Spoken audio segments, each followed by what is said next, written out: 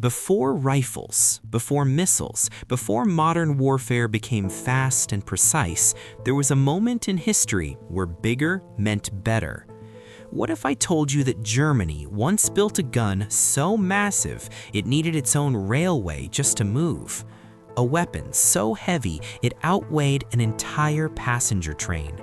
A machine that took 6 weeks and 4,000 men just to prepare for a single shot. And after all of that, it barely worked. This is the story of the Schwerer Gustav, the largest gun ever used in combat and one of the greatest military failures of all time. To understand just how insane this weapon was, forget numbers for a second and imagine this. Picture 8 tanks lined up end to end. That's the length of the barrel alone. Now imagine stacking 4 of those tanks on top of each other. That's how tall it stood. And the weight?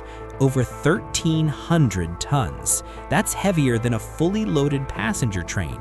This wasn't just a weapon, it was a moving piece of infrastructure. But the real insanity wasn't the gun itself, it was the shell.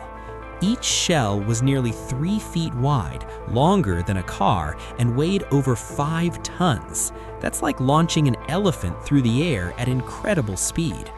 When it hit the ground, it didn't just explode, it erased everything. The impact could leave a crater deeper than a building.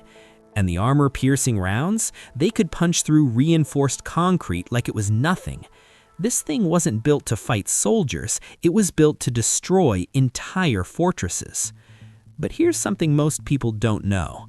Every time the gun fired, it was slowly destroying itself. Inside the barrel were precision-cut grooves that made the shell spin for accuracy. But the force was so extreme, those grooves wore down with every shot. After around 100 rounds, the barrel was already losing effectiveness. In other words, every shot made the gun weaker. Now here's where things go from impressive to completely absurd. You couldn't just drive this gun into battle. To use it, you had to build everything around it. The weapon arrived in pieces, transported by multiple trains. At the location, soldiers had to lay down special curved railway tracks just to aim it, because the gun couldn't turn on its own. To aim left or right, you literally had to move the entire weapon along the track. Then cranes were brought in to assemble the massive components. Hundreds of workers building it piece by piece. The entire process took 6 weeks. 6 weeks just to prepare for firing. And when it finally fired, the crew couldn't even stand nearby. The blast was so powerful it could shatter windows miles away. The sound echoed across entire regions. The shockwave alone made it feel less like a weapon and more like a natural disaster. But even the ground couldn't handle it. After every shot, the recoil pushed the gun so hard that the tracks beneath it shifted. The earth literally sunk under its weight. Engineers had to fix and realign everything before firing again. Sometimes it took days just to reset the weapon for the next shot. On its best day in combat, it fired only a handful of rounds. Think about that. Thousands of men, weeks of effort, just for a few shots.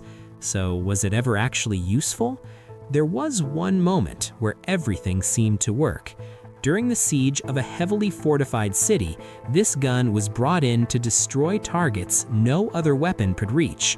Deep underground bunkers, hidden ammunition depots, reinforced positions buried beneath layers of rock. And in one instance, it delivered. A single shell penetrated deep into the ground and detonated inside an underground facility.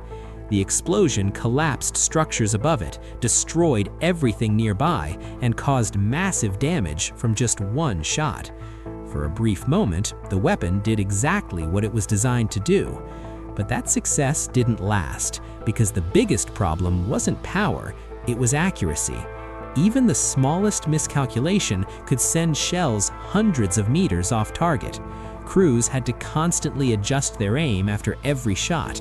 And since reloading took so long, by the time corrections were made, conditions had already changed.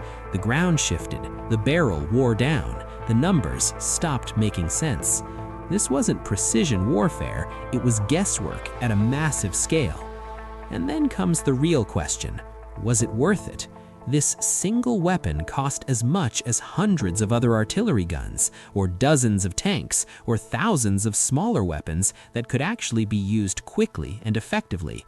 Instead, all that effort went into one giant machine that was slow, visible, and incredibly difficult to use. By the end of the war, it was destroyed to prevent capture. No complete version exists today. So, what went wrong? The answer is surprisingly simple. The weapon was designed for a different kind of war, a war of fixed defenses and static battle lines. But by the time it was ready, warfare had changed. Armies were faster, more mobile, battles shifted quickly, and a weapon that needed weeks to prepare had no place in that world. In the end, the Schwerer Gustav became something else entirely. Not just a weapon, but a lesson. A reminder that power alone isn't enough, that building bigger doesn't always mean building better, and that sometimes the most impressive machines in history are also the most useless. If one thing in this story surprised you, let me know. And if you want to see another insane weapon that was supposed to change the war, but didn't, that story is next.